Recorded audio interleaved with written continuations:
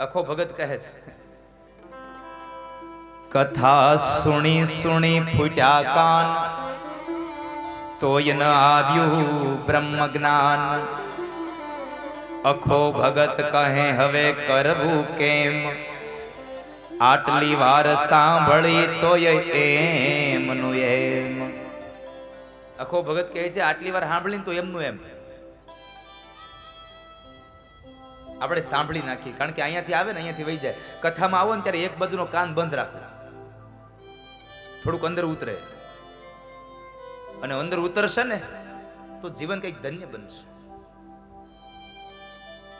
પણ આપણે તો અહીંયાથી આવે ને અહીંયાથી જાય, ઊભા થાય એટલે બધું એને ખંખેરી નાય ને અહીંયા એ કે અહીં રાખો, આ ક્યાં ઘેર લઈ જવું, આ બધું અહીંયા મૂકીને જઈએ. બાપજી કંઈક એવું અમને સંભળાવો કે જેને લઈ અને અમારા મનને શાંતિની અનુભૂતિ થાય, અમારું મન શાંતિ અનુભવે. શું કરવું? સુત મહાપુરાણી કહે છે કે શૌનક, તમારા મનને જો શાંતિ ન મળી હોય તો શાંતિને અપાવવા માટે એક જ માત્ર સાધન છે, અને એ સાધન એટલે શ્રીમદ ભાગવત મહાપુરાણ. તમે શ્રીમદ ભાગવતની કથા સાંભળો. બાપજી શ્રીમદ ભાગવતની કથા શા માટે? ભાગવતનું મહાત્મય કહે, વેદોપનિષદામ સારા જાતા ભાગવતી કથા.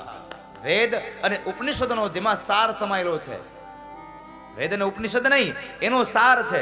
આ જગતના તમામ ગ્રંથોમાંથી જેમાંથી સાર લઈ અને એક મહાગ્રંથ બનાવવામાં આવ્યો એ શ્રીમદ ભાગવત છે, જેનાથી આપણને મુક્તિ મળે છે, મોક્ષ મળે. માટે તમે ભાગવતની કથાને સાંભળો. ભાગવત એ પુરાણોમાં ઉત્તમ છે. પદ્મ પુરાણીની સાક્ષી પણ આપે છે કે 18 ગ્રંથો છે, 18 પુરાણો છે, એમાંથી જો ભાગવત છે એ પુરાણ નહીં, ભાગવત તો મહાપુરાણ છે, શ્રેષ્ઠ પુરાણ છે, જે માણસને જીવન જીવવાની એક રાહ બતાવે છે, જીવન મૃત્યુ પામવાની એક રાહ બતાવે છે, માણસનું મૃત્યુ સુધારે છે. એવો મહાગ્રંથ એટલે શ્રીમદ ભાગવત. અને એટલા માટે કહેવું ગમે છે, પુરાણેષુ ચ સર્વેષુ શ્રીમદ ભાગવતી કથા, યત્ર પ્રતિપદમ વિષ્ણુર ગીયતે બહુધર્ષિભિઃ. યત્ર પ્રતિપદમ વિષ્ણુર ગીયતે બહુધર્ષિભિઃ. શા માટે ઉત્તમ છે? તો એક એક પદ ભગવાન નારાયણના મુખારવિંદમાંથી નીકળ્યું. યત્ર પ્રતિપદમ વિષ્ણુર ગીયતે બહુધર્ષિભિઃ. વિષ્ણુના મુખારવિંદમાંથી નીકળ્યું છે આ પદ, આ કાવ્ય, આ ગીત. ભાગવત નહીં ગાતા આવડે હો સાહેબ, ભાગવત એ ગવાવું જોઈએ. આપણે આપણા મહાપુરુષો કેમ કહે છે કે રામકથાને ગાવાની મજા આવે, પણ સામે આ ભાગવત પણ એક કાવ્ય છે, એને ગાવાની મજા આવે સાહેબ. ભાગવત મહાકાવ્ય છે, ભાગવતને પણ ગાવું જોઈએ. શું ગાવું જોઈએ? ગાવું મારે નિષદીન કનૈયાનું ગાણું. મારે તો નિષદીન કનૈયાનું ગાણું ગાવું છે.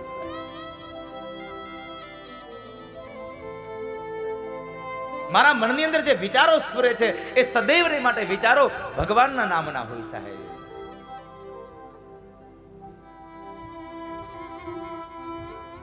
બાલકૃષ્ણ બાલકૃષ્ણ રચના ઉચ્ચારે. મારા મનની અંદર ભગવાનના નામનો ઉદ્ગાર હોય સાહેબ. ભગવાનના નામનો ઉદ્ગાર. ઈશ્વરના નામની તમને ઝંખ ના લાગે, ઈશ્વરના નામનું તમને ઘેલું ચડે સાહેબ.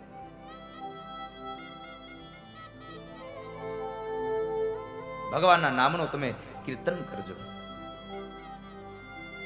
માટે હે શૌનક, તમે ભાગવતની કથા સાંભળો. ભાગવતની કથાને સાંભળવાથી માણસની શાંતિની અનુભૂતિ થાય છે, માણસ શાંત બને છે.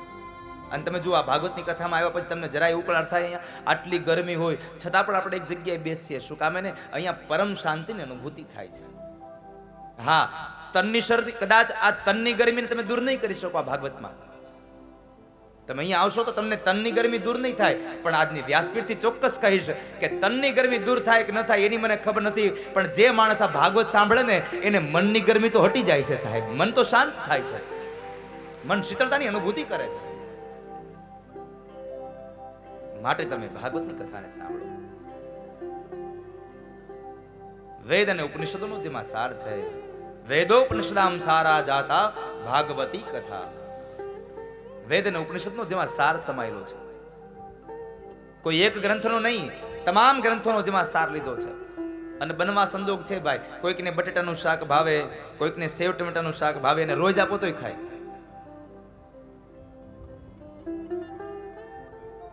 કોઈકને તુરિયાનું શાક ભાવતું હોય, કોઈકને કારેલા ભાવતા હોય. એક માણસને બધા જ શાકો ભાવતા હોય આવું જરૂરી નથી, બધા જ સ્વાદો એને ભાવે આવું જરૂર નથી, પણ એમાંથી અમુક અમુક તો સ્વાદ ભાવતો હોય. એટલે એક શાક બનાવવું એના કરતા, એટલે તો પ્રસંગમાં તમે જુઓ જ્યાં હોય ત્યાં ઊંધિયું હોય, કોઈ ખરાબ કઈ જ ન લાગે શાકને, બધાને ભાવે. આમાંથી એકાદો હાથ ઊંચો કરો તો કોને ઊંધિયું શાક નથી ભાવતું ભાઈ? જુઓ,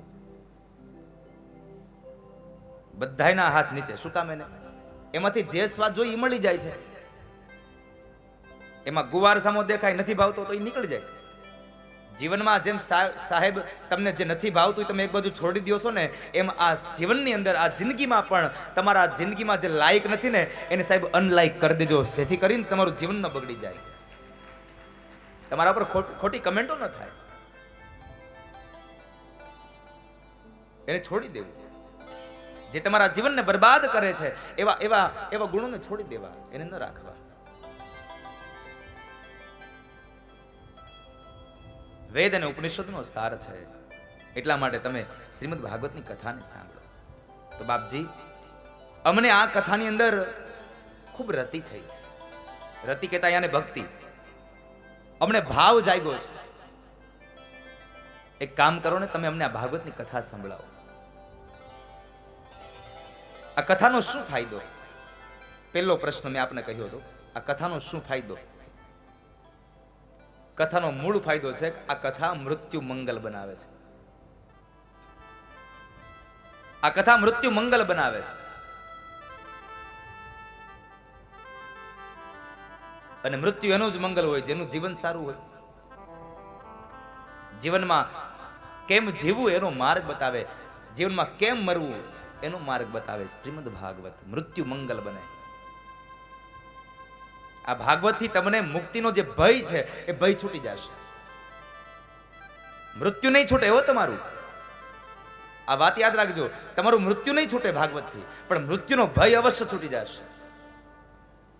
કારણ કે તમે કદાચ ગમે તેમ કરો તો મૃત્યુની સામે તમારી જીત નહીં થાય. આજ નહીં તો કાલ, કાલ નહીં તો પછીના વર્ષોમાં પણ જીત તો અંતે મૃત્યુની જ થવાની. દાદા ભીષ્મએ મૃત્યુને જીતી લીધું, છતાં પણ જીત મૃત્યુની થઈ. મરવું તો પડશે જ, પણ મરવાની સામે તમારે કેવું મરવું ને એવું જીવન જીવવાની વાત છે સાહેબ. કેવું મરવું માણસ જીવવું તો બધાને સારું જ હોય, પણ સાથે સાથે એક વાત નક્કી રાખજો કે જેમ જીવન સારું જીવવાની ઈચ્છા થાય છે ને, એમ સારું મરવાની પણ ઈચ્છા થવી જોઈએ. તો આપણું આ જીવન શ્રેષ્ઠ બને. જ્યારે મરવાના વિચારો સુધરે ને ત્યારે જીવન જીવવાના વિચારો સુધરી જાય. માણસ જ્યારે જીવનમાં મરતાની શીખવાની વાતો શીખતો હોય, મરવાનું કેમ છે, જેનું મરણ સુધારવા માટેના પ્રયત્નો હોય, એનું જીવન આપોઆપ ધીમે ધીમે સુધરતું જાય. મૃત્યુમાંથી તમને આ કદાચ ભાગવત ન છોડાવી શકે, પણ મૃત્યુના ભયમાંથી અવશ્ય છોડાવે. જે તમને મૃત્યુનો ડર છે, મૃત્યુના સમય તમને જે વેદના થાય છે, એ વેદના નહીં સતાવે તમને, જેણે ભાગવતની કથાને સાંભળ્યું છે. એટલે ભાગવતનું મહાત્મય ગાય છે. કાલ વ્યાલ મુખ ગ્રાસ ત્રાસ નિર્ણાશ હે તવે શ્રીમદ ભાગવતમ શાસ્ત્રમ કલો કિરેણ ભાષિતમ. જે કિરેણ ભાષિત, પોપટના મુખમાંથી નીકળેલી, પોપટ એટલે શુક, શુક એટલે સુખદેવજી મહારાજ, સુખદેવજી મહારાજના મુખારવિંદમાંથી નીકળેલી જે શ્રીમદ ભાગવતની કથા છે, જે માણસ ભાગવતની કથાને સાંભળે એને કાલ વ્યાલ મુખગ્રાસ ત્રાસ નિર્ણાશ હેતવે. એ માણસને કાળના મુખમાં જતા સમયે જે વેદના થાય છે ને, એ વેદનામાંથી એ ભગવાન ભાગવત એને મુક્તિ અપાવી દે છે. કાળના મોઢામાંથી નહીં, પણ કાળના મોઢામાં જતા સમયે જે વેદના હોય છે, એ વેદનામાંથી એને મુક્તિ મળે છે, મૃત્યુ મંગલ બને છે. માટે તમે ભાગવતનો આશ્રય કરો સાહેબ. બધું છોડીને જવાનું છે. અહીંયા કશું હારે લઈને નથી જવાનું. હા, સાથે આવશે એકમાત્ર વસ્તુ, તમારું કરેલું સત્કર્મ, તમારું ભેગું કરેલું પુણ્ય, તમારાથી થયેલું તમારું ભજન, એ તમારી હારી આવશે, તમારી સાથે આવશે. હે સોનક, તમને જે કથા હું કહેવા જઈ રહ્યો છું ને, એ કથા તો દેવર્ષિ નારદે પણ સાંભળી છે. સનત કુમારો પાસેથી નારદે પણ સાંભળી છે આ ભાગવતની કથા. સોનકે પ્રશ્ન કર્યો, બાપજી ઉભા રહો, તમે એમ કહો છો આ ભાગવતની કથા નારદે સાંભળી? અરે હા, આ કથા નારદે સાંભળી. તો બાપજી એમને ઈ કયો, નારદને એવી રીતે કઈ મુશ્કેલી આવી પડી કે જેને લઈને એને ભાગવતની કથા સાંભળવી પડી? કારણ કે નારદની ગતિ તો સ્થિર છે નહીં.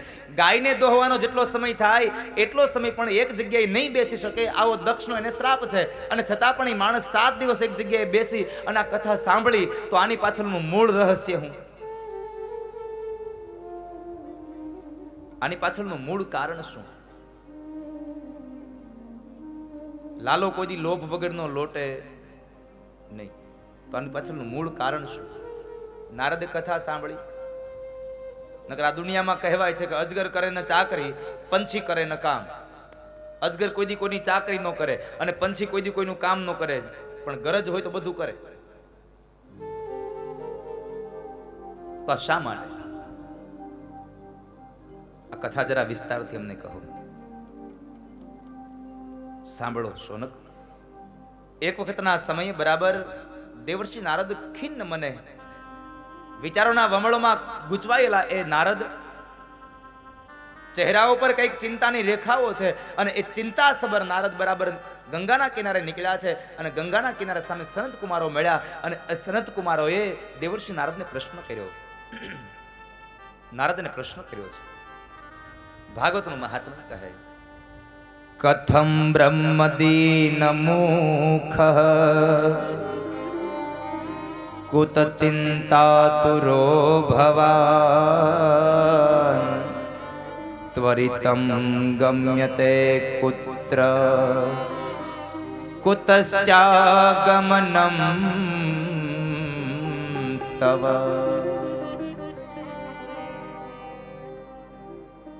નારદ, કેમ દુખી થયા છો આટલા બધા? શું થયું તમને? તમારા ચહેરા ઉપર કઈ ચિંતાની રેખાઓ દેખાય છે. આ શું થયું તમને? નારદ કહે છે, સનત કુમારો, સાચું કહું ને તો સત્યમ નાસ્તિ તપઃ શોચમ દયાદાનમ ન વિદ્યતે. હે સનત કુમારો, આ દુનિયામાં સત્ય નથી રહ્યું. હવે આ દુનિયામાં તપ નથી રહ્યું, આ દુનિયામાં દાન નથી રહ્યું, આ દુનિયામાં પવિત્રતા વહી ગઈ છે. આ દુનિયામાં તો સૌ લોકો પેટ ભરનારા રહ્યા છે, અને પેટ ભરવા માટે થઈ અને માણસ મીઠું બોલનારો રહ્યો છે, બાકી કોઈનામાં સત્ય નથી રહ્યું. કોઈનામાં સત્ય નથી રહ્યું. અરે પણ નારદ, શું થયું? જરા મને કઈક વાત વિસ્તારથી કહો. આ તમારી ચિંતાનું કારણ શું છે? મને કહો. ત્યારે નારદ કહે છે, હે સંત કુમારો, સાંભળો, કલીના પ્રભાવનો આ પ્રસંગ છે. બહુ ઉપયોગી આ પ્રસંગ છે.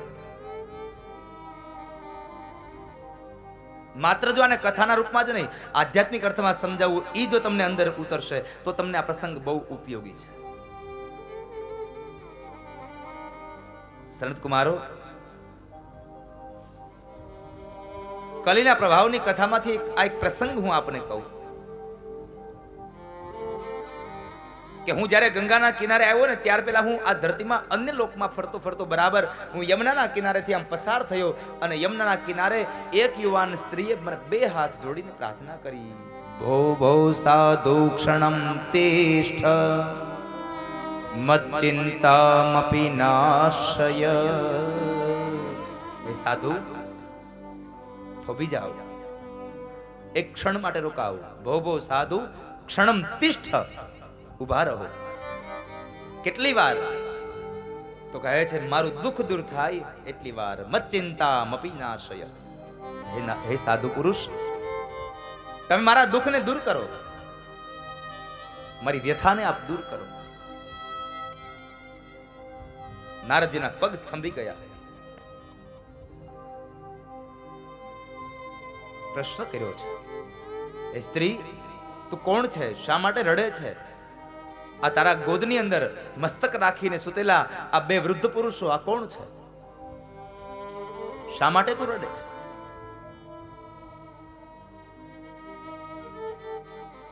અને એ સમયે પેલી સ્ત્રી યુવાન સ્ત્રી છે. યુવાન સ્ત્રી કહે છે, મહારાજ મારું નામ ભક્તિ છે, હું ભક્તિ મહારાણી છું,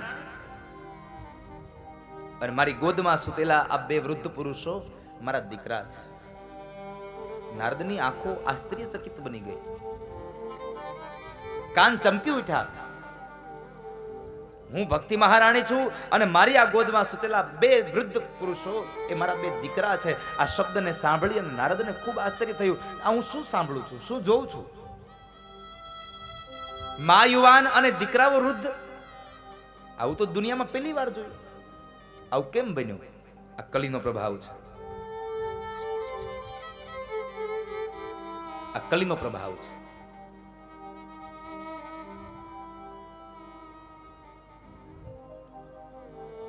ભક્તિ, તું તો દિનતાના સિંહાસન ઉપર બિરાજમાન છો, ભગવાનની પ્યારી છો, છતાં પણ તને આ દુઃખ શા માટે? આવું શું થયું તને? આવું કેમ થયું તને? મહારાજ સાંભળો મારી સાથે શું થયું. ઉત્પન્ના દ્રવિડે સાહમ વૃદ્ધિમ કર્ણાટકે ગતા. મહારાજ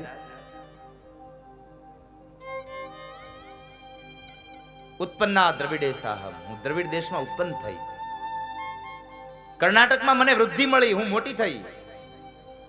મહારાષ્ટ્રના અનેક ક્ષેત્રોમાં હું ફરતા ફરતા બરાબર ગુર્જરમાં આવી, અને ગુર્જરમાં હું જીર્ણ બની. ગુર્જરે જીર્ણતામ ગતા, હું ગુર્જરમાં જીર્ણ બની.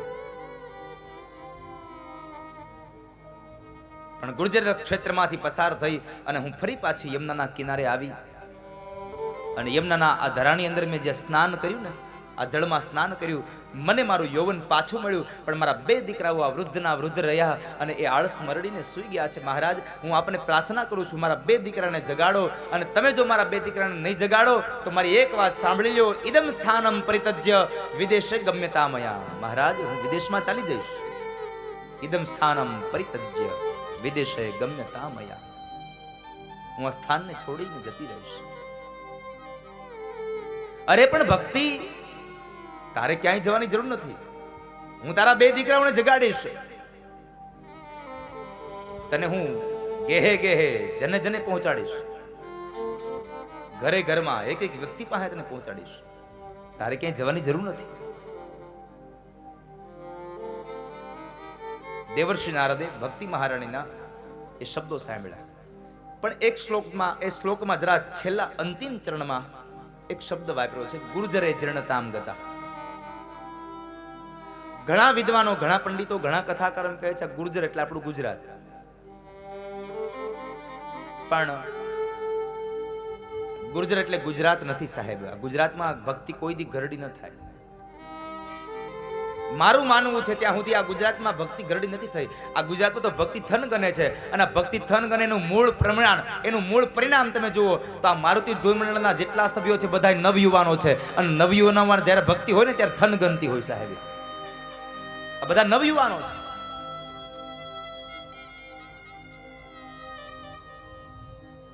નવયુવાનોમાં જ્યારે આ ભક્તિ થન ગને છે, યુવાનોની અંદર આ ભક્તિ થન કરે છે. ગુર્જરમાં ભક્તિ ઘરડી ન થાય. જ્યાં સુધી ગુર્જરમાં આવા સંતો બિરાજમાન છે, જ્યાં સુધી મહાપુરુષો બિરાજમાન છે, ત્યાં સુધી આપણી આ ભક્તિ કોઈ દિવસ ગરડી નહીં થાય, ક્યારેય નહીં થાય.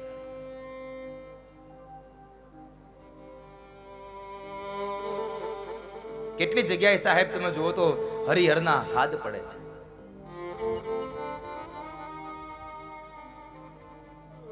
કેટલી જગ્યાએ નોધારાનો આધાર બની અને જગ્યાઓ મહાપુરુષો બન્યા હોય છે,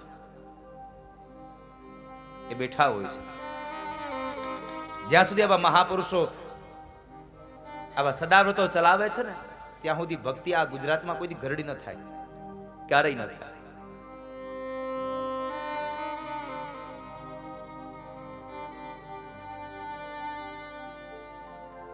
પણ આ ગુર્જર એટલે પંજાબનું એક ક્ષેત્ર છે, અને પંજાબના ક્ષેત્રમાંથી એ જ્યારે ભક્તિ જાય છે ત્યાં ગરડી થઈ અને ત્યારબાદ યમુનાના ધરાની અંદર એને યમુના જળમાં સ્નાન કર્યું અને એને યૌવન પાછું મળ્યું છે. મહારાજ, મારા 2 દીકરાઓને જગાડો. દેવર્ષિ નારદે વાતને લઈ અને વેદ મંત્રોને ગાયા છે, અને વેદ મંત્રો ગાયા, 2 જ્ઞાન અને વૈરાગ્ય જાગૃત થયા. પણ જાગૃત થયા હજી દેવર્ષિ નારદ કંઈ બોલે ન બોલે ત્યાર પહેલા તો વળી પાછા જ્ઞાન અને વૈરાગ્ય આળસ મરડીને સૂઈ ગયા. આપણા જીવનમાં આવું જ થયું છે સાહેબ. ભક્તિ તો બધાય પાસે કરવી, બધાયને ભક્તિ કરવી છે, પણ જ્યાં સુધી જ્ઞાન અને વૈરાગ્ય સૂઈ જાય ને ત્યાં સુધી ભક્તિ નહીં થાય. 2 દીકરાઓ જોશે, દીકરા વગરની માં નહીં દે કોઈ દિવસ. સૌથી પ્રાધાન્ય મળ્યું છે જ્ઞાનને.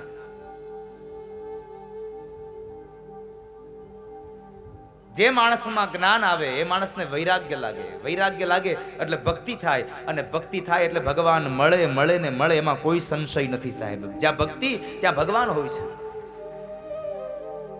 જ્યાં ભક્તિ હોય ને ભગવાન હોય છે, એમાં કોઈ સંશય નથી. પણ એ ભક્તિમાં હંમેશા ભાવ હોવો જોઈએ તો થાય સાહેબ. ભાવ વગરની ભક્તિ નકામી.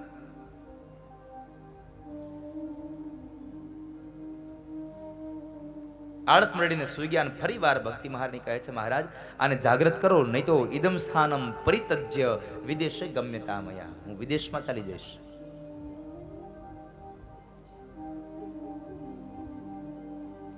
નારદજી વિચાર કરે છે, વેદના મંત્રો જેને સંભળાવ્યા, વેદના મંત્રો સંભળાવવાથી જે માણસ ન જાગે, હવે એને જગાડવા માટે મારે કરવું શું?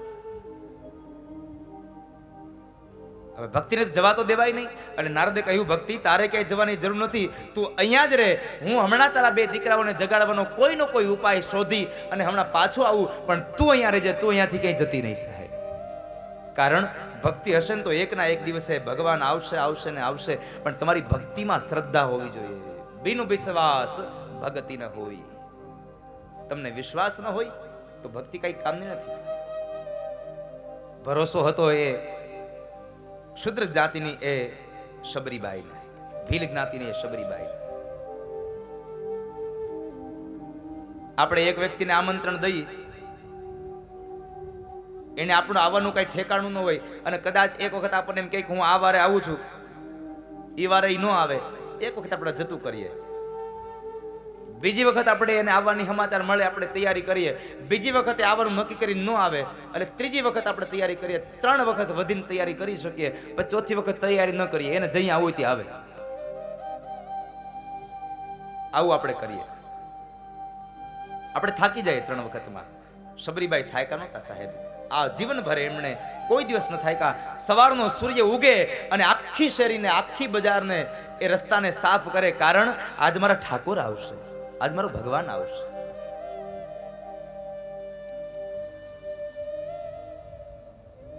આજ મારા ભગવાન આવશે. મનની અંદર એક જ વાતનો રટણ ચાલ્યા કરે, આજ મારા ભગવાન આવશે. સાંજ પડે, નિરાશ થઈ જાય, આજ ન આવ્યા, કઈ વાંધો નહીં. રાત્રિનો સમય વયો જાય, બીજા દિવસના સૂર્યોદય થાય એટલે વળી પાછી વહેલી સવારમાં એ રસ્તાઓને સાફ કરે, કારણ આજ મારા ઠાકુર આવશે, આજ મારા ભગવાન આવશે.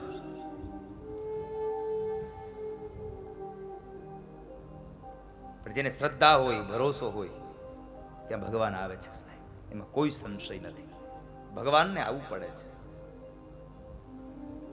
પણ તમને શ્રદ્ધા હોવી જોઈએ, તમને ભરોસો હોવો જોઈએ.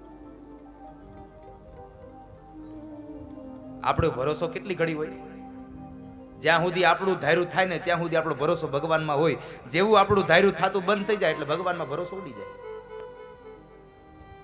એક મૂર્તિ પાસે તમે જઈને બેસો અને તમે કાંઈક પ્રાર્થના કરો, એ સાંભળે અને તમને એમાં એટલો ભાવ જાગી જશે, એટલો ભાવ જાગશે, તમે વારા ઘડી એને જોશો. પણ તમે બીજી વખત આવીને કંઈક ત્યાં અરજી કરો, એ અરજી ન સાંભળે એટલે તમને ભરોસો ઉડી જાય. આ કંઈ સાંભળતા નથી, ભરોસો ઉડી જાય છે. ભગવાનમાંથી ક્યારેય ભરોસો ન ઉડાડો. ભગવાનમાં સદૈવને માટે ભરોસો રાખો.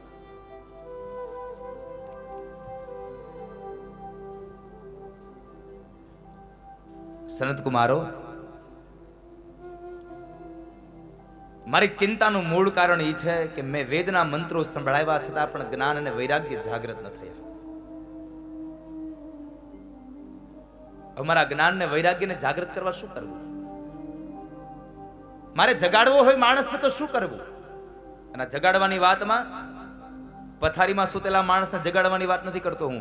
જે માણસ મનથી સૂઈ ગયો છે, વિચારોથી સૂઈ ગયો છે, જે ભક્તિમાં સૂઈ ગયો છે, જે જીવનમાં સૂઈ ગયો છે, એને જગાડવાની વાત કરું છું. હું પથારીમાંથી સૂતા હોય એને જગાડવાની વાત નથી કરતો. એ તો કદાચ 8 કલાક, 10 કલાક, 12 કલાક, કદાચ 24 કલાક સૂતો રહેશે, પછી તો એને જાગવું જ પડશે. પણ જે માણસ મનથી સૂઈ ગયો, જે માણસ વિચારોમાં સૂઈ ગયો, જે માણસ ભક્તિમાં સૂઈ ગયો છે, એ માણસને જગાડવા માટે શું કરવું? નારદ, જે માણસ આળસ મરડીને સૂઈ ગયો છે, એ માણસને જગાડવા માટેનું એકમાત્ર શ્રેષ્ઠ સાધન હોય તો એક ને એક માત્ર શ્રેષ્ઠ સાધન એટલે શ્રીમદ ભાગવત. તમે શ્રીમદ ભાગવત સંભળાવો એને, માણસ જાગી જશે. અને જગાડવા માટે તો આ કરવું પડે છે. જગાડવા માટેનો મહાગ્રંથ એટલે ભાગવત છે. ભાગવતની કથાથી માણસ જાગી જાય છે.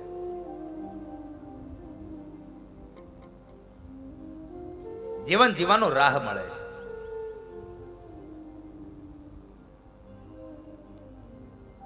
સનત કુમારો, આ ભાગવત શા માટે? અરે નારદ, આ ભાગવત એ તમામ વેદનો સાર છે, એટલા માટે. વેદોનો સાર છે. અરે પણ જો વેદોનો સાર હોય તો મેં તો એને વેદના મંત્રો સંભળાવ્યા, છતાં પણ એ માણસ ન જાગ્યા, તો પછી ભાગવત વેદનો સાર શા માટે? અરે નારદ, જે જગ્યાએ જે વસ્તુની જરૂર પડે ને એ જ વસ્તુ ત્યાં લેવાય.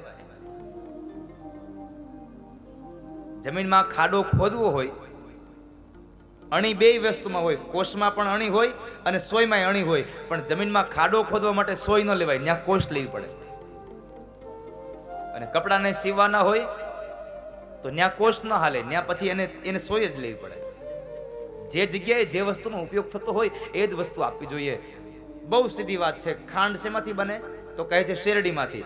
પણ નારદ યાદ રાખજો, ચા બનાવવા માટે ખાંડ જરૂરી છે, એ ખાંડ બનાવવા માટે શેરડી જરૂરી છે. તો ચા બનાવો ત્યારે શેરડીનો રસ નાખો તો ન ચાલે? ન ચાલે, ત્યાં ખાંડ જ જોઈએ.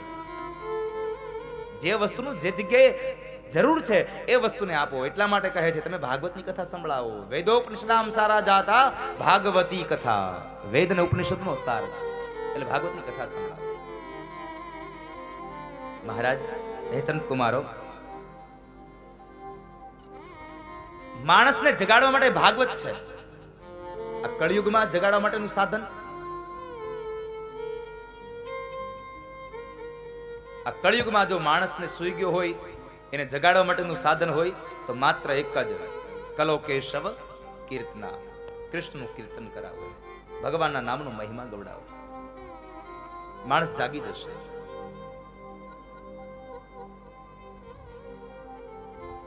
તત્ફલમ લભ્યતે સમ્યક કલો કેશવ કીર્તનાથ. કળિયુગમાં કેશવનું કીર્તન કરાવો. કીર્તનથી માણસ જાગી જશે. એટલે તો આપણે જુઓ, જ્યારે કથા ચાલુ હોય ત્યારે વચમાં 2-5 મિનિટે આપણે ધૂન ગવરાતા હોઈએ. શું કામે? કોઈ સૂઈ ગયો હોય તો જાગી જાય. જગાડવા માટેનું મૂળ સાધન એટલે કીર્તન છે. કીર્તન ગવડાવે એટલે જાગી જાય. કીર્તનના 2-3 કામ થાય. સૂઈ ગયો એ જાગી જાય, જાગતો હોય વળી આમ થોડોક સાવધાન થઈ જાય, અને અમુક ને ઘેરે જવાનો સમય મળી જાય. એમાં કે કીર્તન ગાયું છે ને, હાલો ઉભા થઈને વ્યાજ. પણ આપ સૌને મારી પ્રાર્થના છે, કારણ કે મેં આજ પેલા સત્રમાં જ જોયું, મેં અહીંયાથી જય બોલાવી ન બોલાવી ત્યાં એને હડેડાટ કોણ જાણે ઘર વેકલું પડી ગયું છે. પણ આપ સૌને મારી પ્રાર્થના છે, જ્યારે જય ઘોષ થઈ જાય, અહીંયા આરતી થઈ જાય, પ્રસાદ વેચાવાનો ચાલુ થાય ને, પ્રસાદ લઈને જાવો, કારણ કે મને ખબર છે કે જે માણસ આ કથાનો પ્રસાદ લઈને ન જાય ને એને ઘરે બીજો પ્રસાદ મળે છે. આ પ્રસાદી લઈને ન જાય ને ઘરે બીજી પ્રસાદી મળે. એટલે તમે બધા હવે આ પ્રસાદ લઈને જાજો હો ને. અને એવું જરૂર નથી કે પ્રસાદ એટલે હાથમાં આવેલા કાજુ ને એ જ બધું. ના ભાઈ ના, હાથમાં આવેલો એક પણ સારો શબ્દ છે ને એ પણ આપણા જીવન માટે એક સારો પ્રસાદ બની જાય સાહેબ. સારો શબ્દ પણ પ્રસાદ હોઈ શકે. તમે પાછા કહો કે અહીંયા આવે દાદા આ પ્રસાદ નું કીધું ને, હવે અમારે આ કાજુ બદામ ક્યાંથી ગોતવા આવે, આ રેવડી ગોતવી કેટલી. એટલે પ્રસાદ કદાચ પેલો હાથમાં આવે ન આવે એની ચિંતા કરતા નહીં. અહીંયાથી નીકળેલો જેટલો મહાપ્રસાદ છે એ મહાપ્રસાદમાંથી એકાદો કણય તમારા મોઢામાં જાહે ને તોય તમારા ભવ ભવના પાપ બળીને ભસ્મ થઈ જાય. આ વાત નક્કી છે સાહેબ. એકાદો મહાપ્રસાદનો કણ પણ જાય તો પણ માણસનું જીવન ધન્ય બની જાય, જીવન સુધરી જાય સાહેબ.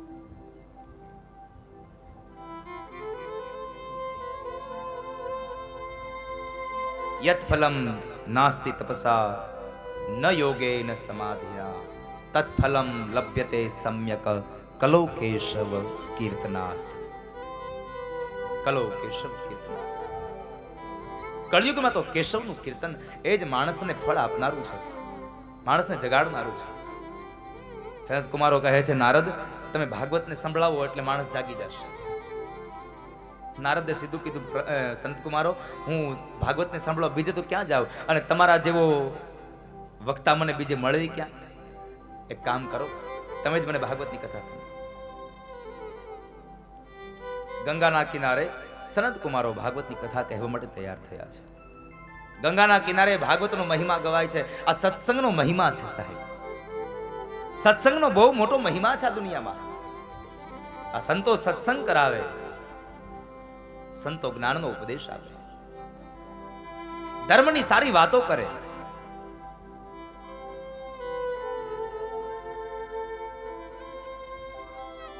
સત્સંગમાં જે માણસ જાય ને એને બહુ મોટો ફાયદો થાય. સમાજના લોકો એમ કહે કે ભાઈ આ માણસ ધર્મ પ્રેમી છે. અને સત્સંગનો બહુ મોટો ફાયદો કહું તમને, જેના દીકરાના લગ્ન ન થયા હોય ને ક્યાંય થતું ન હોય ને એને સત્સંગમાં જવું, એને મંદિરે જવું. કારણ કે 2-5 માણસ જોઈ જાય ને કે આ મંદિરે જાય છે તો ઈ ક્યાંક કહે ભાઈ આ ઘર ધર્મ પ્રેમી છે, ન્યા દીકરી દેવાય, એનો દીકરો પરણી જાય. આટલું તો થાય, આટલો તો ફાયદો થાય, છોકરો પરણી જાય. પણ આ સત્સંગ તો ત્યારે મળે જ્યારે ભાગ્યનો ઉદય થયો હોય સાહેબ. ભાગ્યનો ઉદય થાય ત્યારે સત્સંગ મળે. અનેક જન્મના તમારા પુણ્યનું ફળ જ્યારે ભેગું થાય ત્યારે તમને ભાગવતનો મહિમા મળે. સત્સંગમાં જવાનો વિચાર આવે. હું વારંવાર આ દરેક કથાઓમાં વાતને કહેતો રહું છું કે જે માણસના 7 જન્મના પુણ્ય ભેગા થયા હોય એ માણસને ઘરમાં બેસી અને પણ વિચાર આવે કે ચાલો આજ યોગી ચોકમાં કથા બેઠી છે ને આપણે ત્યાં જવું છે. ખાલી વિચાર જ આવે, નીકળે નહીં ઘરેથી. એને માત્ર વિચારો આવે કે મારે કથામાં જવું છે. 7 જન્મના પુણ્ય ભેગા થાય એને વિચાર આવે. ત્યાર પછીના 7 જન્મના પુણ્ય ભેગા થાય એ ઘેરેથી નીકળે પણ કથા મંડપે ન પૂગે. એ રસ્તામાં રોકાઈ જાય. એ રસ્તામાં રોકાઈ જાય. 2 મિત્રો મળી જાય તો એ ન્યા પાન માવામાં રોકાઈ જાય. કારણ કે પાન માવો મળે ત્યાં સુધી આ દુનિયામાં બીજું આપણે જોઈ છે હું બીજું કાંઈ નહીં. મને ખાવાનો જો કાંઈ નહીં પણ એક માવો ખાઈ લેવા જોઈએ. બોલો આવી મારી પાસે લાગણીઓ વ્યક્ત કરે. હું માવો છોડવાનું કહું ને એટલે ભાઈ વ્યસન મૂકી દે ને, શું તને વાંધો છે? દાદા એક ટાઈમ જમવાનું ના પાડજો, હું નહીં જમું પણ મને માવા ખાવા દો. અરે ભલા માણસ, ખાવાનું છે એ જમને તું, જમવા જેવું છે, ખાવા જેવું છે એ તું ખા. નથી ખાવા જેવું એને શું કામ માટે પકડે તું? શા માટે? જરા હાથ ચોકરો તો કેટલા લોકો પાન માવો બીડી સિગારેટ વ્યસન વાળા હાથ ચોકરો જરા. જેને પાન માવો ખાવાની ટેવ છે જરા હાથ ચોકરો. બસ આટલા જ ન હોય, આમાં અડધા ખોટું બોલે છે. ભગવાનના સાનિધ્યમાં આવીને ખોટું બોલે એને ભગવાન પૂગે.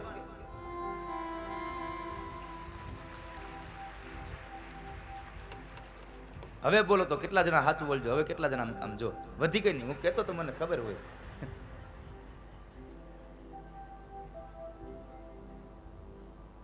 કેટલા લોકો આપણી આ ભાગવતની આજ પહેલો દિવસ છે, તમારે આમ તો બ્રાહ્મણ દક્ષિણા તો દેવી પડે. આ હું વ્યસન મૂકવાની વાત કરું ને એટલે આ બાજુથી જોર શોરથી તાળીઓ પડે હો. જો ખાલી વ્યસન જ મૂકવા એવું જરૂર થોડું છે. ક્યારેક આપણે ફેશન મૂકી દેવાય.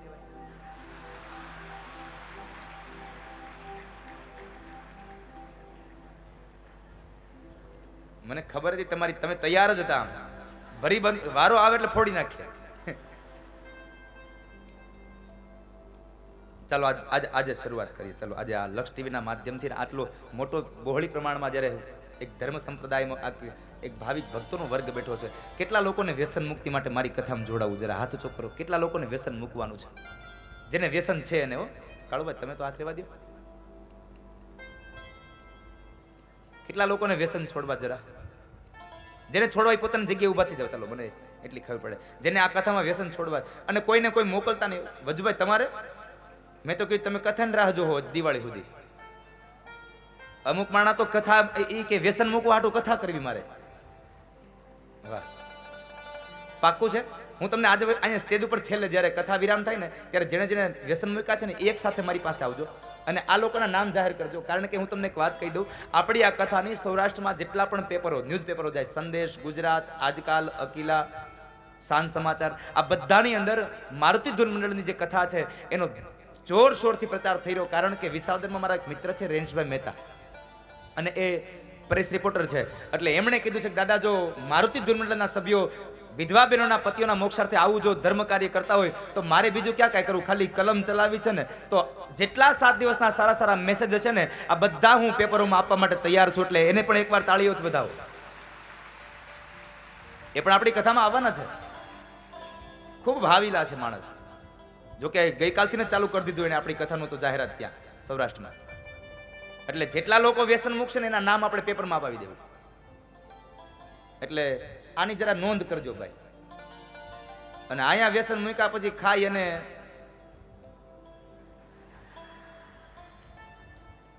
હા જો બ્રાહ્મણને દાનમાં આપેલું, કોઈ ધર્મના કાર્યમાં આપી દીધેલી વસ્તુ જિંદગીમાં કોઈ દી પાછી ન લેવાય. અને જે માણસ દાનમાં આપેલી વસ્તુ પાછી લે એ નરકનો અધિકારી બને છે. એને નરકે ન હાચવે. એટલા માટે આપ સૌને મારી પ્રાર્થના છે, જો તમારાથી રેવાય ને તો જ તમે આ વ્યસન મૂકજો. ભગવાન ભાગવતની સાક્ષીએ, આટલા બધા ધર્મપ્રેમીઓની, આટલા મહાપુરુષોની સાક્ષીએ તમારે કોઈ વ્યસન છોડવું છે તો વ્યસન છોડજો. મારી ના નથી, પણ તમે જો રહી શકવાના હોય તો મૂકજો. પણ તમે અહીંયા મૂકી જશો પાછા કથા મંડપની બહાર જઈને તરત પાછા લાઈટ બે ટુકડો લઈને એમને તો કેમ જાય? ધીમે ધીમે જાય. વ્યસનથી માણસ કેટલો સાહેબ દુર્બળ બની ગયો હોય છે. એટલે પેલો દિવસ છે એટલે વ્યસન મુક્તિ માટે ખૂબ સારી એવી આપણે ઝુંબેશ લઈશું. એટલે આમાં જેટલા બધા છે બને ત્યાં સુધી તો મને એવું થાય છે કે લગભગ તો મને એવું છે કે મારા શબ્દો પાણીમાં તો નહીં જાય, હોનાની જાળ પાણીમાં નહીં જાય. મને આવો ભરોસો છે. કારણ કે જો હું બાર ગામ જઈ અને વ્યસન મુકાવતો હોય તો આ તો સુરતમાં તો હું રહેનારો છું. આ મારી કર્મભૂમિ છે, તો મારી કર્મભૂમિમાં ન મુકાવી શકું સાહેબ તમને વ્યસન?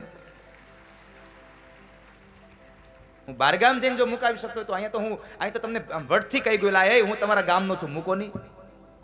તમને ભાવથી કહી શકું સાહેબ. અને મને ભરોસો છે સાહેબ, જ્યાં પણ હું કહીશ વ્યસન મુક્તિનું ત્યાં કોઈ દિવસ મારી આ શબ્દો ખાલી નથી ગયા.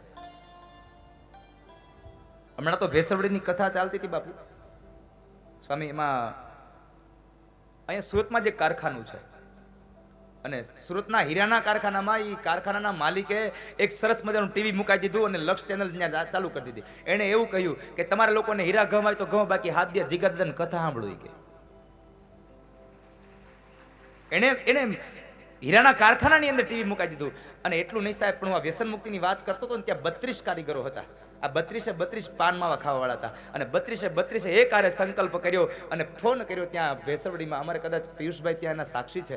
એન્કર તરીકે હતા ત્યાં, અને એને ફોન કર્યો કે દાદાને એટલું કહેજો કે તમારી કથા સાંભળી અને અમારા કારખાનામાં અમે 32 કારીગરો બેહીએ છીએ, આ 32 માવાવાળા છે, આજે એક હારે અમે 32 લોકો આજથી અમે વ્યસન મૂકી દઈએ, અમારે વ્યસન ન જોઈએ અમારી જિંદગીમાં. એક સાથે જો 32 વ્યક્તિઓ એક કારખાનામાં કથા સાંભળી અને વ્યસન મૂકી શકતા હોય તો તમે તો કેટલી બહોળી સંખ્યામાં બેઠા છો ને કેટલા બધા પાછા ખાવ છો, રોજના કેટલા ખાઈ જતા હશો. નથી મારે તમને પૈસા દેવા, નથી મારે તમે માંદા પડો તો એ દુઃખને સહન કરવું. મને તો એટલી અપેક્ષાઓ જાગે છે કે તમે કદાચ નિર્વ્યસની હશો ને તો 5 વર્ષ વધારે જીવશો તો તમારા છોકરાઓને બાપની છત્રછાયા મળી રહેશે, તમારો પરિવાર તમારી હારે 5 વર્ષ વધારે જીવન ગુજારશે, તમારો પરિવાર સુખી રહેશે. એટલા માટે વ્યસન મુકાવવાની વાત છે. બાકી મારે ક્યાં તમને રૂપિયા દેવા છે. હા, જેટલા લોકો આજ વ્યસન મૂકો જો ખીચામાં પાર્સલ પડે મન દઈ દેજો અહીંયા. હા, એટલે મારે શું છે એ 10 નો 1 આવે એટલે 30 ના 3 થાય, પણ મેં ધંધો ખોલ્યો છે 20 ના 3, 20 ના 3.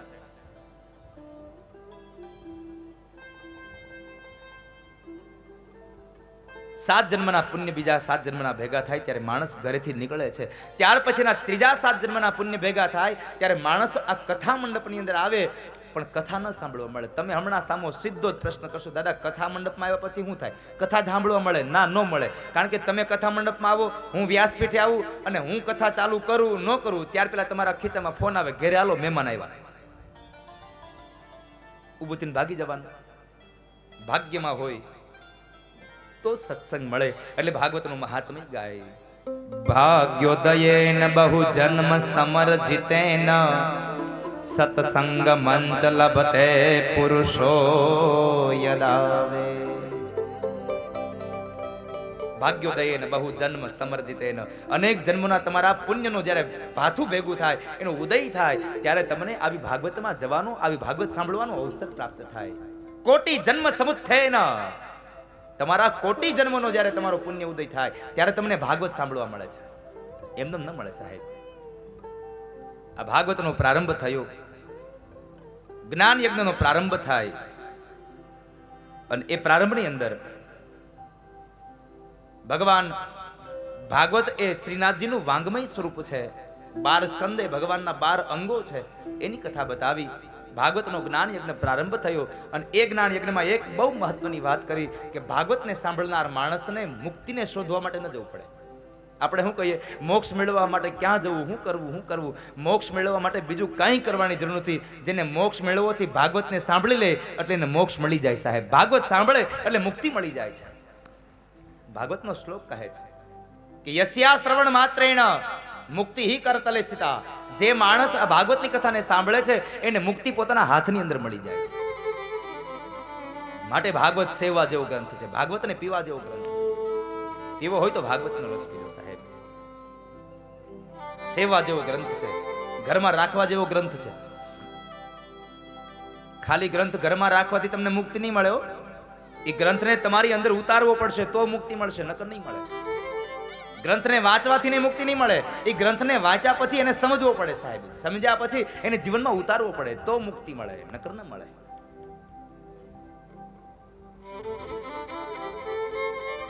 ખાલી વાંચવાથી નહીં ઉદ્ધાર થાય. વાંચ્યા પછી એને જીવનમાં એનું અનુકરણ કરવું પડે, એને ઉતારવો પડે. જેવું વાંચ્યું છે, એવું સાંભળ્યું છે, એવું આપણે જીવન જીવવું પડે તો તમારો ઉદ્ધાર થાય, નકર ઉદ્ધાર નહીં થાય. ભાગવતનો મૂળ એક જો આપણને ફાયદો હોય તો આ ગ્રંથને સાંભળવાથી આપણને ભગવાનમાં આસક્તિ થાય છે સાહેબ. ભગવાનમાં અનુરાગ જાગે છે, ભગવાનમાં પ્રેમ જાગે છે, ભગવાન પ્રત્યે ભાવ જાગે છે. એટલે ભાગવતનો શ્લોક કહે સદા સેવ્યા શ્રીમદ ભાગવતી કથા યસ્યાહ શ્રવણ માત્રેણ હરિશ્ચેતમ સમાશ્રયેત. આ ગ્રંથને સાંભળવાથી માણસને ભગવાનની અંદર મોહ જાગે, ભગવાનમાં પ્રેમ થાય છે. ગ્રંથને ભાવથી જે માણસ સાંભળે છે, ભક્તિ થાય છે. ભક્તિ થવાથી ભગવાન મળે છે. આ ગ્રંથનો પ્રારંભ થયો ગંગાના કિનારે અને શબ્દોનો અવાજ ગયો યમુનાના કિનારે, અને યમુનાના કિનારે જે સનત કુમારોના મુખમાંથી નીકળેલા ભાગવતનો શબ્દ એ જ્ઞાન અને વૈરાગ્ય ભક્તિની ગોદમાં સુતા છે. તો ભક્તિ અને ગોદમાં સૂતેલા જ્ઞાન અને વૈરાગ્યના કાને જ્યાં ભાગવતના શબ્દોનો અવાજ પડ્યો ને તો બેઉ જાગૃત થયા છે. આટલો પ્રભાવ છે ભાગવતનો. ભાગવતનો ગ્રંથ માણસને મુક્તિ દેવરાવે, ભાગવતનો ગ્રંથ માણસને જગાડી દે છે. આ દુનિયામાં તમે કદાચ કલ્પવૃક્ષ નીચે જઈ અને એમ કહો ને કે હે કલ્પવૃક્ષ મને પૈસા જોઈએ, કલ્પવૃક્ષ તમને પૈસા આપી દે, સંપદા આપે. હે કલ્પવૃક્ષ મારે પુત્ર પૌત્રાદિક જોઈએ, તમને પુત્ર પૌત્રાદિક આપી દે, સંપદા આપે, સંતતિ આપે. પણ કોઈ માણસ જઈને એમ કહે કે હે કલ્પવૃક્ષ મને મુક્તિ જોઈએ છે, તો કલ્પવૃક્ષ તમને સામો જવાબ આપતા કહે કે હે ભાઈ મુક્તિ હું ન આપી શકું, મુક્તિ જોઈતી હોય તો ભાગવતના શરણે જા, તને મુક્તિ તો માત્ર ભાગવત જ આપશે. ભાગવતના શરણમાંથી મુક્તિ મળે. એટલે ભાગવત કહે એકમ ભાગવતમ શાસ્ત્રમ મુક્તિ દાનેન ગર્જતી. એકમ ભાગવતમ શાસ્ત્રમ મુક્તિ દાનેન ગર્જતી. એકમાત્ર શાસ્ત્ર તમને ભાગવત એવું છે જે મુક્તિ આપી શકે. માટે ભગવાનના ગુણાનુવાદને ગાજો. જ્યાં સુધી ગુણાનુવાદને નહીં ગાવ ત્યાં સુધી ભગવાનમાં તમને પ્રીતિ નહીં થાય, ત્યાં સુધી ભગવાનમાં પ્રેમ નહીં થાય. ભગવાનની કથાઓ નહીં સાંભળો ત્યાં સુધી તમને ભગવાન પ્રત્યે લગાવ નહીં લાગે. જેને ઓળખતા જ નથી તમે એને કોઈ દી તમને તમારા દિલમાં એના પ્રત્યે કોઈ દી પ્રેમ ન જાગે, જેને તમે ઓળખતા જ નથી. એટલા માટે તમે ભગવાનની કથા ગાઓ. સાંભળ્યા પછી તમે તમારું મન ભગવાનમાં આપી શકો. એટલે તો રૂકમણી ભગવાનને કહ્યું પ્રભુ મેં મારું ચિત્ત તમને અર્પણ કર્યું છે, પણ શું કામ હે? શા માટે તમને ચિત્ત અર્પણ કર્યું? તો શ્રીમદ ભાગવતનો 10મો સ્કંદ અને રૂકમણી જે ભગવાનને પત્ર લખે એ પત્રના પહેલા શ્લોકમાં રૂકમણીએ કીધું શ્રુતવા ગુણાન ભુવન સુંદર શૃણ્વતાંતે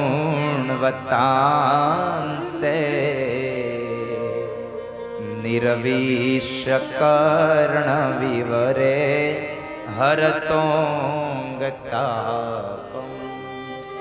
હે પ્રભુ મેં તમારા ગુણાનુવાદની કથાઓને સાંભળી. નિરવિશ્ય કર્ણ વિવરે હરતોંગતાપમ. જે માણસ પોતાના કાનથી તમારી કથા સાંભળે ને એના તમામ પ્રકારના તાપ અને સંતાપ હટી જાય છે અને તમારામાં એનું જીવ લાગી જાય, તમારામાં એનું મન લાગી જાય, તમને એનું મન સમર્પિત કરી દે. નિરવિશ્ય કર્ણ વિવરે હરતોંગતાપમ. તમારામાં મન લાગે છે. જ્યાં સુધી ભગવાનની અંદર તમે રતિ નહીં રાખો ત્યાં સુધી તમને ભગવાનની કથા નહીં સાંભળો ત્યાં સુધી ભગવાનમાં તમારો જીવ નહીં લાગે. આ તો વિશુદ્ધ પ્રેમનો પ્યાલો પીવાની વાત છે. માટે ભગવાનને તમે ચાહજો. જ્ઞાન અને વૈરાગ્ય બે માત્ર ભાગવતના શબ્દો કાનમાં પડ્યા અને જાગૃત થયા છે. જ્ઞાન અને વૈરાગ્યને સાથે લઈ અને ભક્તિ મહારાણી નીકળે છે. જે જગ્યાએ ભાગવતની કથા વંચાય છે ત્યાં આગળ ગયા છે અને જેટલા શ્રોતાઓ હતા આ શ્રોતાઓના મનની અંદર જ્યારે ભક્તિ મહારાણીએ સ્થાન લીધું ને અને ભક્તિ થન ગણે છે અને જ્યાં ભક્તિ હોય ને આ ભગવાન હોય ને હોય જ સાહેબ. સ્વયં ભગવાન નારાયણે નારદને કીધું છે. નારદજી એકવાર વૈકુંઠમાં ગયા, ભગવાન મળ્યા નહીં. નારદજી પાછા આવ્યા, વળી ભગવાનને મળવા ગયા, વળી ભગવાન મળ્યા નહીં. આવું 2-4 વખત થયું. એમાં એક વખત સમય ભગવાન બરાબર માર્ગની અંદર સામે મળ્યા એટલે નારદજી માર્ગ રોકીને ઉભા રહી ગયા અને કહે છે પ્રભુ પેલા ઈ કયો આ તમે વૈકુંઠમાં મળતા નથી તો ક્યાંક બીજે રહેવા આવ્યા ગયા છો? અને જો ક્યાંક બીજે રહેવા આવ્યા ગયા હોય તો મને એડ્રેસ આપો, એટલે મારે તમારી પાસે આવવું હોય તો મારી ચિંતા નહીં, મને માર્ગ આપો, તમારું એડ્રેસ આપો. ક્યાં રહ્યો છો તમે? ભગવાન કહે છે નારદ હું ક્યાં રહું છું સાંભળો.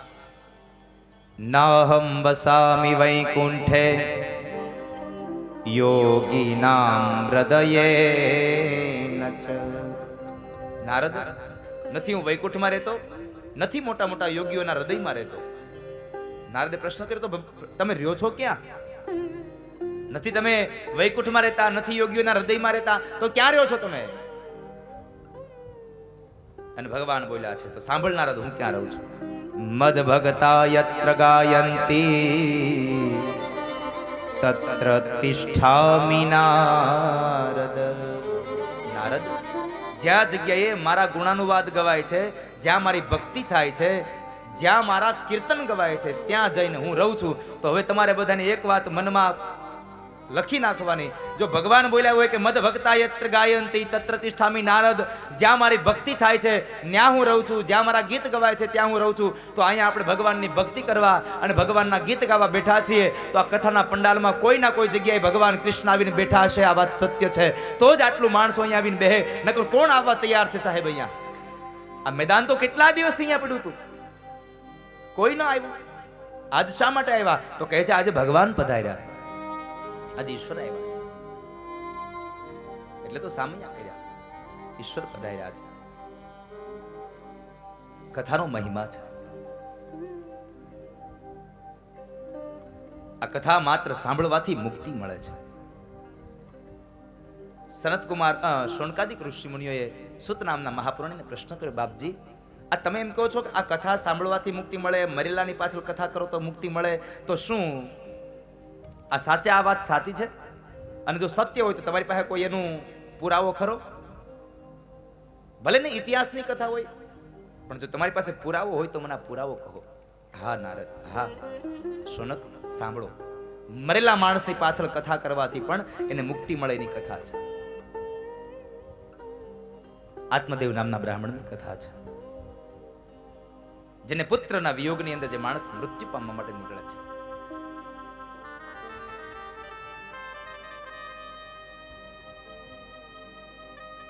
તુંગભદ્રા નદીના કિનારે એક ઉત્તમ નામનું એક શહેર છે, અને એ નગરની અંદર આત્મદેવ બ્રાહ્મણ રહે છે. એની પત્ની ધુંધુલી છે. બહુ મહત્વની કથા છે આ, કે આપણે એમ કહીએ છીએ મરેલાની પાછળ ભાગવત મોક્ષ અપાવે. હા, એનું સચોટ ઉદાહરણ છે. મૃત્યુ પામેલાની પાછળ પણ આપણે, અને એટલે આપણે કહીએ છીએ પિતૃના મોક્ષાર્થે કથા, પિતૃના મોક્ષાર્થે કથા છે.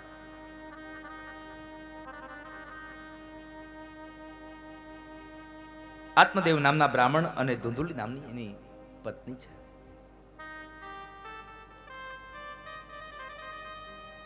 આત્મદેવ બ્રાહ્મણ પોતાના કર્મની અંદર તત્પર છે. સત્ય સત્કર્મ તત્પરાહ, પોતાના કર્મની અંદર તત્પર છે, સત્કર્મ કરે છે. અને ધુંધુલી પારકી પંચાત કરે છે. આ ધુંધુલી એટલે કુબુદ્ધિ, આધ્યાત્મિક અર્થમાં કુબુદ્ધિ છે. ન કરવાના વિચારો કરે એ ધુંધુલી છે. જે થવાનું નથી એના વિચારો મંડ્યા ગાવ કરવા. શું કામ? એને ખરાબ વિચારો કરવા. અને જિંદગીમાં સાહેબ બને ત્યાં સુધી પોઝિટિવ થિંક કરો, નેગેટિવ નહીં સાહેબ. માણસ કઈક હકારાત્મક વિચારે, નકારાત્મક નહીં. માણસનું જીવન પોઝિટિવ થિંક હોવું જોઈએ. સારું વિચારો, ઓછું વિચારો પણ સારું વિચારો. નબળું શા માટે? પણ અત્યારે માણસના માનસ એવા થઈ ગયા છે, સારા વિચારો ઓછા આવે ને ખરાબ વિચારો વધારે આવે. કાંઈ ન હોય, એક માત્ર એક નાનું એવું ઘરમાં દુઃખ આવી પડે, કાંઈ કે હોય, અને ક્યાં સુધી પહોંચી જાય? આ બધું સહન કરવું એના કરતા તો મરી જવું હારું. અરે ભલા માણસ, ભગવાને કેટલો સરસ મજાનો દેહ આપ્યો છે, કેટલો મોંઘો અવતાર આપ્યો છે, અને શું કામે મરવાનું?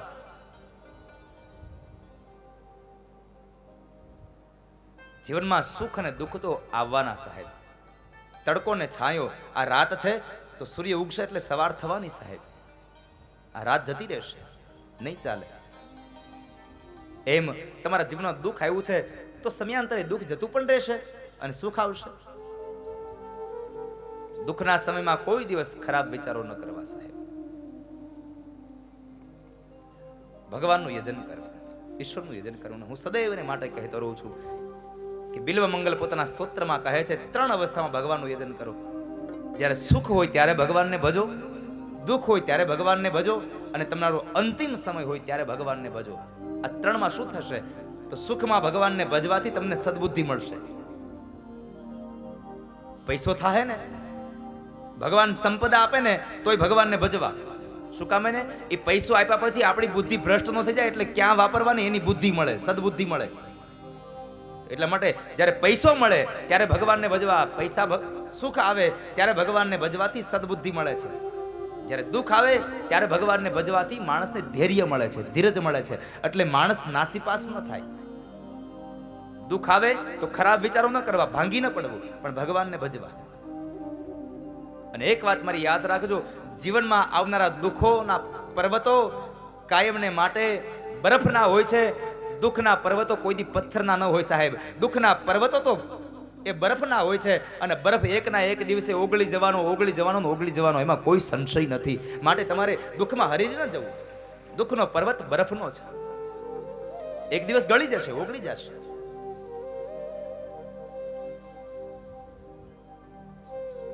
માટે દુઃખ આવે ત્યારે પણ ઈશ્વરને યાદ કરો, જેથી કરી જીવનમાં ધૈર્ય મળે.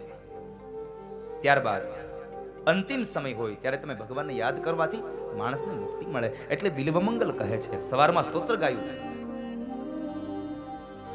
સુખા વસાને ઈદમે વસારમ દુઃખા વસાને ઈદમે વગ્નેયમ દેહાવસાને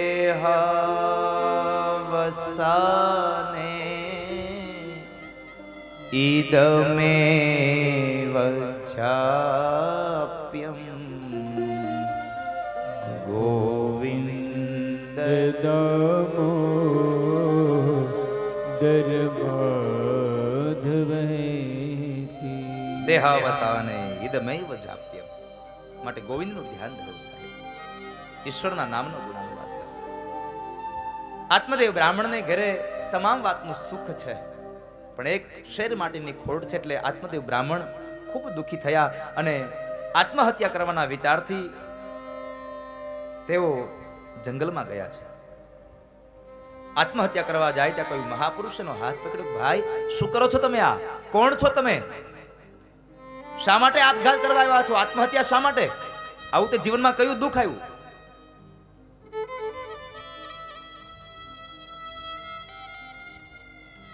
અને એ સમયે આત્મદેવ કહે છે, મહારાજ મારું નામ આત્મદેવ છે અને જ્ઞાતિએ હું બ્રાહ્મણ છું. અરે ભૂદેવ, દ્વિજ જ્ઞાતિમાં શ્રેષ્ઠ છો, નામ આત્મદેવ છે, આત્મહત્યા કરવા આવ્યા છો? મળેલો મનુષ્ય અવતાર આમનામ વ્યર્થ હોય? આવું તે શું દુઃખ આવ્યું? મહારાજ તમામ વાતનું સુખ છે, પણ મારે ત્યાં એક સંતાન નથી, દીકરો નથી, એક પુત્ર નથી, અને પુત્ર વગરનું જીવન ન જીવી શકાય. સાધુ પુરુષ કહે છે, અરે ભૂદેવ, દીકરો નથી તો ભગવાનની કૃપા તમારા ઘર સમજો. કારણ આ સંસારમાં દીકરા વગરના મા બાપે રડે છે, અને જેની ઘરે 4 દીકરા છે એ મા બાપે રડે છે. નથી એને એનું દુઃખ છે નથી, અને જેને છે એને એક દુઃખ છે કે અમને હાચવતા નથી. દીકરા વગરના રડે છે, દીકરા વાળા રડે છે. ભૂદેવ, આમ આત્મહત્યા કરવા શું કામે ના આવા? અરે મહારાજ, તમે રહ્યા સંન્યાસી અને અમે રહ્યા સંસારી, તમને ખબર ન પડે દીકરા વગરનું દુઃખ શું હોય. પુત્ર ન હોય તો પૂમનામના નરકમાંથી તારે કોણ? મર્યા પછી પિંડાણ કરે કોણ? અને વાત એ સત્ય છે, મર્યા પછી પિંડાણ થવું જોઈએ. આદિ અનાદિ ચાલ્યું આવે છે. હું શાસ્ત્રથી વિરુદ્ધ નહીં સાહેબ, પણ મારી મત એમ કહે છે કે દીકરાઓ પિંડાણ કરી નાખે ને આપણને મુક્તિ મળી જાય. કદાચ મળી જતી હશે શાસ્ત્ર કહેવા પ્રમાણે, અને પણ નહીં મળે તો શું કરશો તમે? કેટલાને ભરોસો છે કે દીકરો આપણી પાછળ ચોખાના લોટના, અડદના લોટા અને ઘઉંના લોટના પિંડ પધરાવશે ને આપણને મુક્તિ મળશે. જેને ખબર છે કે હા મારો દીકરો મારું ઉત્તર ક્રિયા કરશે, તમારી ભાષામાં પાણી ઢોળ કરશે, એટલે મને મુક્તિ મળશે, એવા હાથ ઊંચો કરો જરા.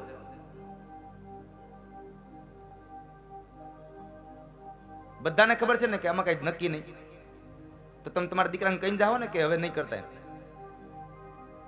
હે, મુક્તિ મળે કે ન મળે, શ્રાદ્ધ તો કરવું જ પડે સાહેબ. કારણ જો ભગવાન રામે પણ પોતાના પિતાશ્રીનું શ્રાદ્ધ કર્યું હોય તો હું તમે તો પામર મનુષ્ય છે, કરવું જ પડે, ન ચાલે.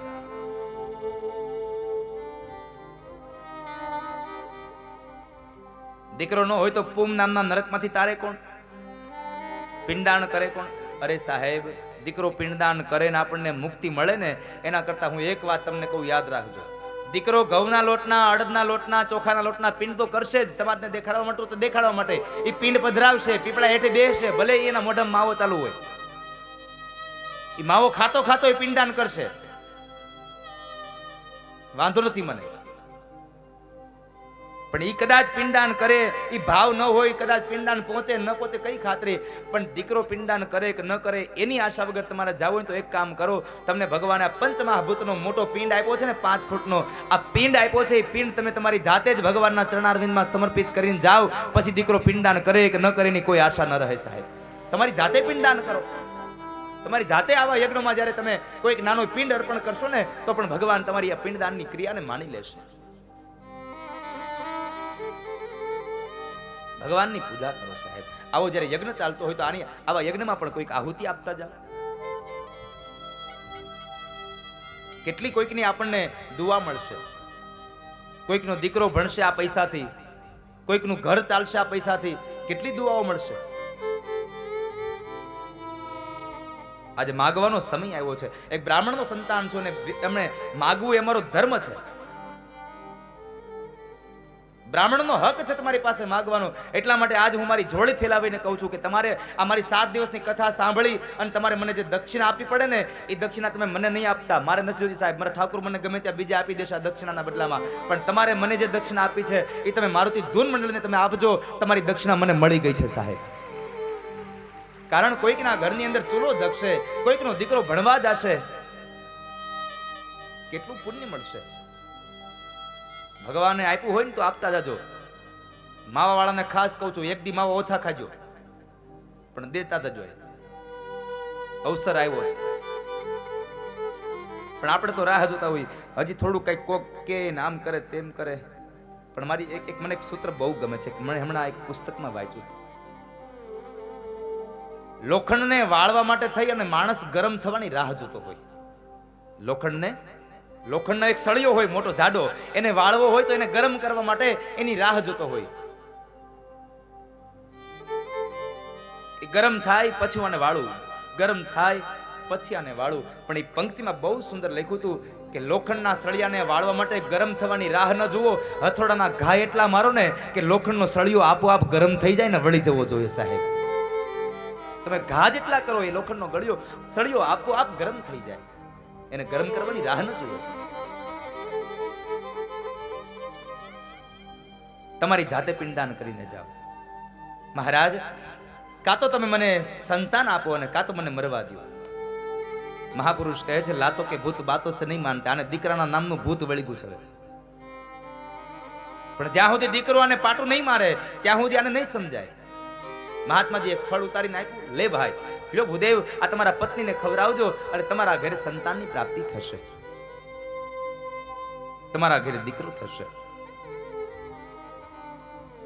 આત્મદેવ બ્રાહ્મણ આવીને પોતાની પત્ની ધુંધુલીને એક ફળ આપ્યું કે લે, આ મહાપુરુષે એક સાધુ પુરુષે એક પ્રસાદી આપી છે ને કીધું છે આ ફળ ખાશો ને તો તમારી ઘરે સંતાન થશે. ફળ આપીને આત્મદેવ નીકળી ગયા.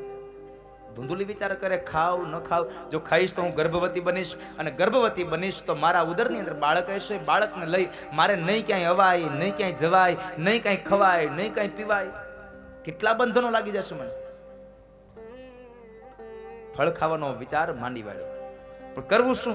બાજુમાં એની બહેન પડી બેઠી, એ કહે છે કામ કર, તારે જો આ ફળ ન ખાવું હોય તો રેવા દે, મારા ઉદરમાં બાળક છે, હું તને બાળક આપી દઈશ અને તારે મને થોડુંક ધન આપી દેવું, એટલે આપણે બેયનું કામ સચવાઈ જાય. ધુંધુલીને આ વાત ગમી, પણ આ ફળનું તો કહે છે બાર આંગણામાં રહેલી ગાયને ખવડાવી દે.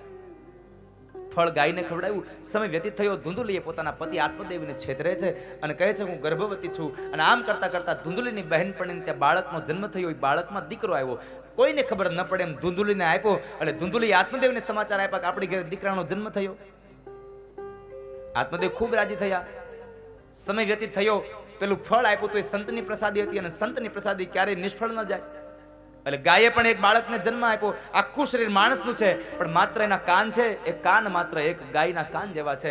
એટલા માટે એક દીકરો ન હતો, એના બદલે 2 દીકરાઓ મળ્યા છે. આનંદનો કોઈ પાર ન રહ્યો આત્મદેવ બ્રાહ્મણને. સમય ગયો, નામકરણ થયું. ધુંધુલીનો દીકરો એટલે ધુંધુકારી, અને ગાયના કાન જેવા જેના કાન છે એ છોકરાનું નામ પડ્યું ગોકર્ણ. બેને વિદ્યા અભ્યાસ માટે બેસાડ્યા છે. ગોકર્ણ મહાજ્ઞાની બન્યા અને ધુંધુકારી મહાશઠ મહાખલ બન્યો. ન કરવાના કામો કરે, ન ખાવાના પદાર્થો ખાય, ન પીવાના પદાર્થો પીવે. ભણવામાં ધ્યાન લાગ્યું નહીં. એક વખતના સમય મા પાસે પૈસા માંગ્યા, માએ પૈસા ના આપ્યા, બાપ પાસે પૈસા માંગ્યા, આત્મદેવે ના પાડી, એક વાર, બે વાર, ત્રણ વાર ના પાડી, અને ફરી પાછો જ્યારે પૈસા લેવા આવે છે ધુંધુકારી, અને એ સમયે જ્યારે આત્મદેવે ના પાડી તો એક લાત મારી અને બાપને આ ધરતી ઉપર પછાડ્યો છે. જ્યારે આત્મદેવ પડ્યા અને દીકરાનું પાટું વાગ્યું ને ત્યારે પેલા સંત મહાપુરુષના યાદ આવ્યા વચનો કે દીકરા વગરના રોવે છે અને દીકરા વાળાય રડે છે આ દુનિયામાં. તો સારા દીકરા હોય તો વાંધો નથી મા બાપને, પણ કરુણા એ છે આ સમયની કે મા બાપ એના દીકરાઓને સાચવે છે, મોટા કરે છે, પણ કરુણા તો એ છે કે દીકરાઓ મા બાપને અંતિમ સમયમાં નથી સાચવતા. બહુ મોટી કરુણા છે, બહુ મોટી વ્યથા છે આ દુનિયાની.